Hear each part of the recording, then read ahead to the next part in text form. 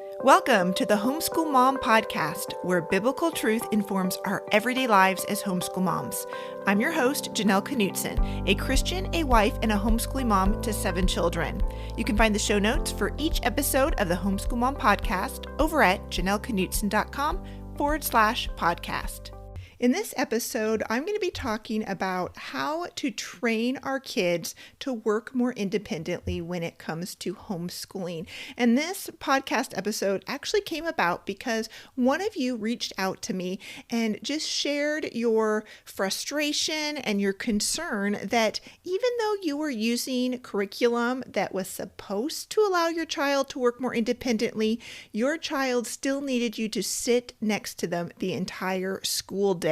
They asked questions constantly, and when you walked away to care for another child, to switch out laundry, or whatever it was, when you walked away, that child just stopped doing school. They just couldn't work on schoolwork on their own. And so this mom was reaching out and saying, hey, how did you train your kids to work more independently? So as I thought about it, I came up with 3 tips or 3 suggestions, 3 things that you could implement into your homeschool to help your child learn to work more independently in their homeschool work.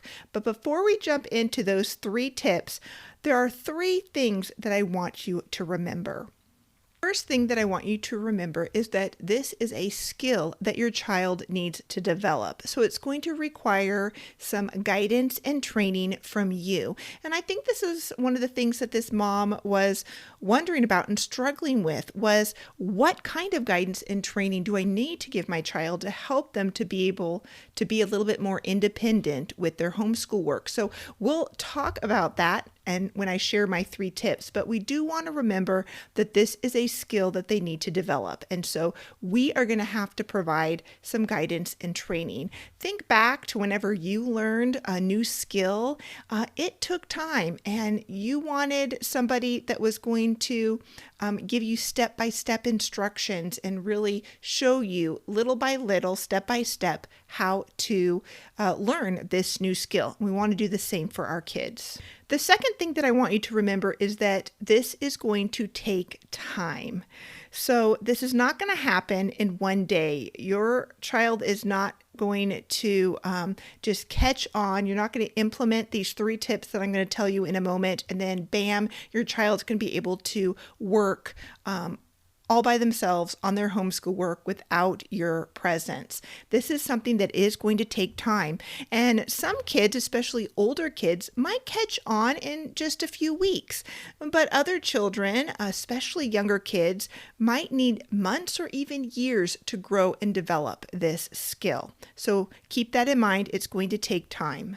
And the third and final thing that I want you to remember is that we need to have patience.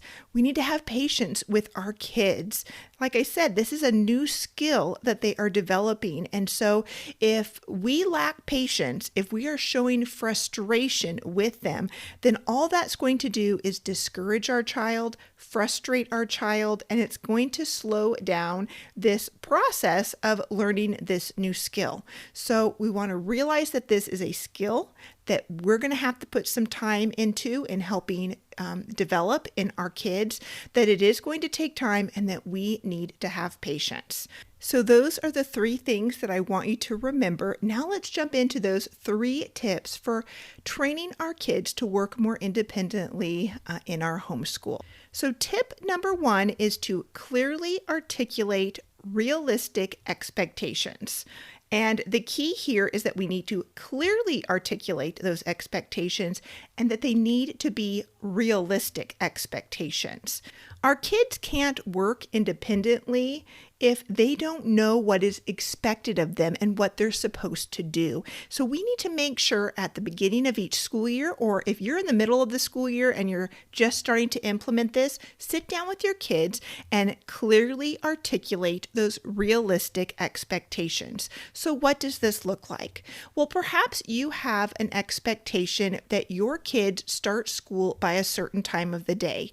Maybe you want them to be seated in a certain, the dining room table or wherever they do school, you want them to be there at 9 o'clock in the morning. You need to clearly articulate that to them. Or perhaps you want your kids to start school whenever they've finished their morning chores. And so it doesn't matter to you what time they get up, but once they've gotten up and had breakfast and done their chores, you want them to start school. You need to clearly articulate that to them. Perhaps one of your expectations is that your kids continue to work on their schoolwork until a certain time of the day when you will take a break for a snack or lunch or to go outside and play. Again, clearly articulate that expectation that you want them to keep working on their schoolwork without getting distracted, without getting up to get a snack, without going outside to play, without asking you when snack or lunch is going to be. Clearly articulate that you want them to continue working until a certain point in the day, if that's an expectation that you have for them. Perhaps another expectation that you have for your kids is that they would actually reread a lesson before coming to you with questions. So maybe you have a child who reads their history lesson, or maybe it's something that they're watching online, but when they're done and they go to do the assignment and answer those history questions, every single question they're coming to you and saying, I don't know the answer. I don't know where to find this. And you're feeling overwhelmed with the fact that they can't work more independently. Clearly articulate to that child that you would like them to reread the lesson, or at least the portion in the chapter that addresses that question before coming and asking you for help. If you have a child who is always coming every time they have, they're in math and they start their math lesson, before they even look at the problems in the math book, they come and get you and say, I need help with, my math problems.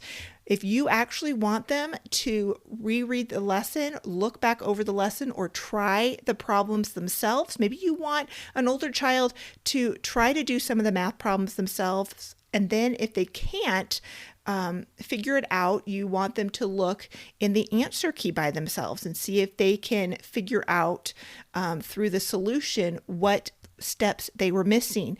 If you want them to do that, then you need to clearly articulate that to them. And I think a lot of times as homeschool moms, we just assume that our kids know that they should go back and read the lesson. They should go back and watch a video, that they should maybe check the answer key and see if they're on the right track. They don't know that those are things they're supposed to do unless we tell them. Kids cannot read our minds. As much as we like to think that our husbands and our kids can read our minds as moms, they cannot. And so we need to just clearly articulate what our expectations are. And so you might have different expectations in your family and in your home for what you want your kids to do and how you want your homeschool to run, but make sure that your kids are aware of that. And also know that those expectations and the way you do things might change over time, and they might be different between one child and another. And that's kind of what leads me into making sure we have realistic expectations.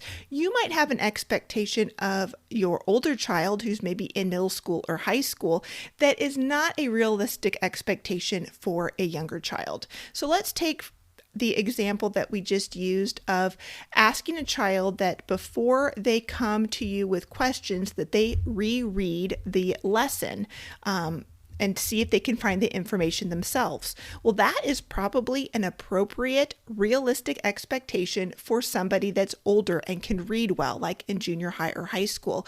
But if you've got a first or second grader that is struggling with reading, that might not be a realistic expectation. They might have already been overwhelmed with reading the assignment, and they're already confused and they need some assistance and guidance from you. And so we want to make sure that we're taking into account our child's age, their developmental stage, what their abilities are, what their strengths and weaknesses are, and making sure that those expectations that we have are realistic. And again, you might have different expectations for different kids because they're going to have different strengths and weaknesses, different abilities, and they're just in different stages of learning and being able to do things on their own.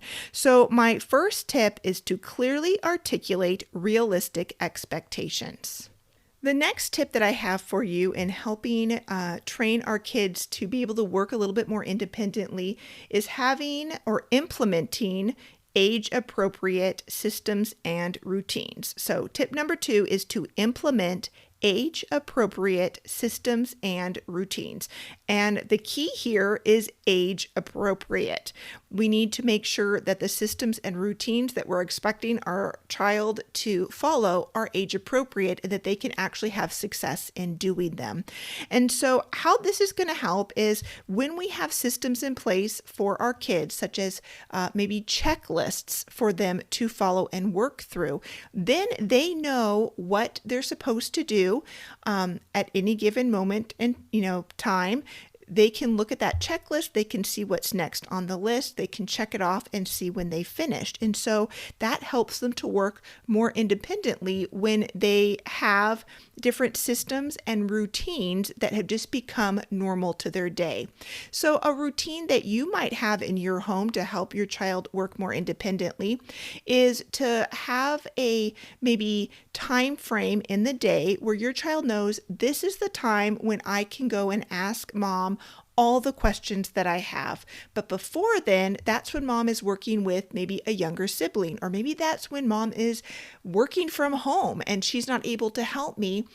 So I'm going to work as best I can on that particular subject. And when I get to a point where I need help, I'll set it aside and move on to something else. And so one of the routines that you might have in your home, depending on how your homeschool runs and the needs that you have and of your kids, is maybe there's just a certain time of the day that your child knows it's in the routine. This is when mom is available to help me. Having routines and systems in place are also helpful so our kids know what they're supposed to do at any given time.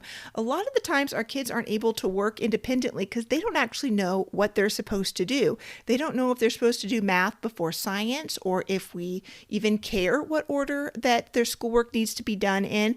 And so again, that's kind of where having those expectations, setting those expectations comes in, and then having different systems and having different routines. Now, I have a podcast episode. I have a whole YouTube playlist on homeschool organization that includes different routines, different systems that you can implement in your home that can help your child to be a little bit more independent. But I do want to share a few that have worked for me. So one of the things that I already mentioned that has worked for me is having checklists. And we have done all different kinds of checklists over the years. We've done more detailed ones. We have done ones that just have a list of all the subjects that they need to do with Monday, Tuesday, Wednesday, Thursday, Friday, and they just check off as they complete each subject. I mean, we've done all kinds of checklists, but those have been really helpful to help my kids work independently and know what they need to accomplish each day. Another thing, especially for my younger kids, is a workbox system. And if you haven't heard of the workbox system, you can go Google that. There's a lot of helpful videos, YouTube videos out there that can explain it to you. But how it works in general is that, or how we used it is I had a rolling cart that had drawers in it, and each drawer was a different subject that my child had to do, my younger child had to do. And they would just pull out a drawer, maybe it was their history drawer, and in that drawer was everything they needed to be able to finish that assignment for that day on their own. So their history textbook would be in there, any worksheet that they needed to do that day. If they needed a crayon or scissors or glue or a pencil, all of that stuff was in that workbox or in that drawer, and they would take it out and they'd have everything they needed to be able to complete that assignment. That made it so that they weren't constantly coming to me and asking, where is the textbook that they needed? Where's the worksheet? Where are the crayons? Do I need this or do I need that? Everything was there for them. And so the workbox system worked really well. One of the things I also did with that workbox system, with that rolling cart with drawers, is I stuck Velcro on the outside of each drawer. And so then I put a little laminated piece of paper, a little laminated piece of cardstock on the drawer, and it would say, the math drawer would have a math one and the English drawer would have an English one. And when they completed that subject, they could take that little tab off, peel it right off of the Velcro and put it in a little basket that would be on top of that rolling cart, and they could see what subjects they completed. I let them know that they could do those subjects in any order that they wanted. And so that kind of gave them some freedom to move from whatever subject they did. I also would put a little tab next to the subject tab. If it was something that they needed to do with me, I'd put a little tab that would say with mom, and I'd stick that on there, and they would know that they can't do that drawer on their own. They need to wait until till I'm available to help them. And then I actually had another little, I keep saying tab, but I don't know what else to call it, a little piece of cardstock that said help, and they could take that out of the little box that I had on the top of the rolling cart. They could take that out when they needed help on a particular subject, stick it on that drawer. They would move to another subject, but that would let me know when I walked by that they needed help in a particular subject. And when I was available, I would come and help them. And so that workbox system was just a lifesaver. From the workbox system, as my kids got older, we moved on to the binder system, and I have several videos about this on my YouTube channel that you can check out. But I would just have a binder for my younger kids, and I used the binder dividers that had pockets in them, and in the pocket I would put the worksheets or flashcards or whatever they needed to complete that particular subject on that day. And so it kind of functioned like the workbox, but it took up less space. And my kids would know that when they got to that subject, they needed to get their textbook off of the shelf, but their worksheet would be right in there in the binder. And then when they completed it, they would put it behind that divider tab, and it would be stored there for the rest of the year. And so the binder system worked really well for us. So those are just some examples of some systems and routines that can help your kids to work a little bit more independently. Like I said, I have got lots of videos about that on my YouTube channel that you can check out. I will try to remember to leave all of those links to all of those in the show notes, which again, you can find the show notes for the podcast at janelleknutson.com/podcast. All right, we have looked at tip number 1, which was to clearly articulate realistic expectations, and tip number 2, which was to implement age-appropriate systems and routines. Now we're on to tip number 3, and this is probably the one that has been the most life-changing and helpful for me and my family in training my kids to work more independently, because sometimes even when we've got those systems and routines in place, and even when we've articulated our expectations to our kids, they still ask a lot of questions and demand a lot of help from us. And of course, in some situations with our kids, that is what we're there for, to help them. But sometimes they're asking the same questions over and over and over again. So that's where tip number 3 comes in, and that is to use leading questions. Now, what do I mean by using leading questions? We want to ask our kids questions that are going to lead them or guide them to think for themselves. So let me give you some examples.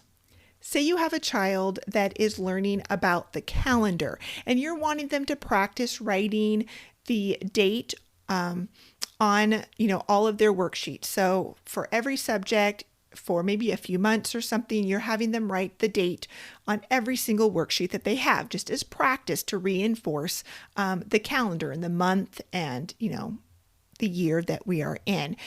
But the struggle is that every single time they pull out a new worksheet or a piece of paper, they are hollering to you and asking you, "Hey, Mom, what is today's date?" And you're telling them, today's September 5th, 2025, and it's getting exhausting. So instead of answering them with the date, you can use a leading question. So instead, you could ask them, well, where could you find today's date on your own? Now, if you've got children like mine, they might roll their eyes at you or say, I don't know. But you can use another leading question to help them figure out the answer. You could say, well, I wonder if the calendar that we have hanging up in the kitchen might have the answer to that question, might have the answer to what today's date is. And so again, you're not telling them to go look on the calendar, but you're helping them think a little bit more for themselves so that they will know they need to go to the kitchen and look at the calendar to figure out the date. Now, of course, in this situation, you could have just written the date. Every morning you could get up and write the date on the whiteboard or a piece of paper for them so that they have it to look at. And that's certainly an option, but this is just an example of how we could use leading questions to help our kids think for themselves and get them to start to work a little bit more independently. Another example of using leading questions to help train our kids to work more independently would be this. Perhaps you have a child who, every time they complete a subject, comes to you and says, Mom, what subject should I do next? And maybe you've already clearly articulated the order that they're supposed to do things. And maybe you already have some really good systems and routines in place, but they're still not catching this skill. Remember, we want to have patience. We want to remember that this is a learning process for them and that it's going to take time. So we can use leading questions to help that child learn to think a little bit more critically for themselves on what would be a good option, what would be a good subject to move on to next. So if I had a child come to me and say, Mom, what subject should I do next? I might say, well, what subjects do you still have left to do? And of those subjects, which ones can you do on your own since I'm helping your sibling right now on their math? Or perhaps you would say, which subjects do you have left and which ones do you need my help with? Because right now you can see that I'm just sitting here and I have some free time. And so that's helping your child to realize that, hey, when I finish a subject, before I go ask my mom, or instead of asking my mom what I should do next, I should probably think about what do I actually have left to do, and I should observe if my mom's able to help me right now or not, and if she's not able to help me, I should just pick a subject that I can do on my own. And if she looks like she's available, then I can go ask her if she could help me on a particular subject. And so we're helping our kids to think a little bit more critically and independently so that they're not constantly having to come ask us a question that they could probably figure out themselves. Now, again, remember, this is a skill that they have to grow into, and it's going to take time, and we need to have patience with them on this. But again, using leading questions can be a great tool in helping our kids to learn to think critically and more independently for themselves. So those are my 3 tips for training kids to work more independently in our homeschool. But don't forget those 3 little reminders that I gave you in the beginning of the podcast episode. This is a skill that your child needs to learn, and it's going to require guidance and training from you. And it's going to take time. And so we need to have patience with our kids as they are learning this skill. I hope this podcast episode was helpful for you and you enjoyed it and it was an encouragement. If so, I would love if you would share it with friends and family and on social media so that it can be a blessing and encouragement to others.